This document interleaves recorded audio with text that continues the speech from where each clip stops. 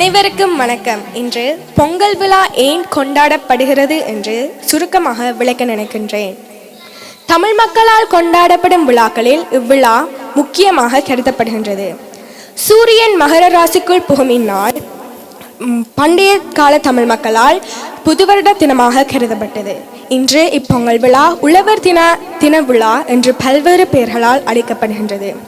முக்கியமான தொழில்களில் மிகவும் பெருமை வாய்ந்த தொழிலான உழவு தொழிலை கொண்டிருக்கும் உழவர்கள் செழிக்க உதவும் சூரியனுக்கு நன்றி செலுத்தும் முகமாகவே இவ்விழாவினை கொண்டாடுகின்றார்கள்.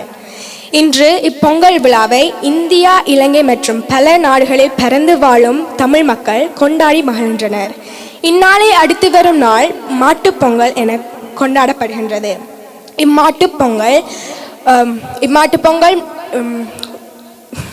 இம்மாட்டுப்பொங்கலை மாடுகளுக்கு நன்றி செலுத்தும் முகமாகவே கொண்டாடுகின்றார்கள். எனவே தமிழ் குழந்தைகளாக நாங்களும் பாரம்பரிய விழாக்களை பெற்றோரிடம் கேட்டோ அல்லது நூல்களை வாசித்தோ கற்றுக்கொள்ளுதல் வேண்டும். நன்றி, வணக்கம்.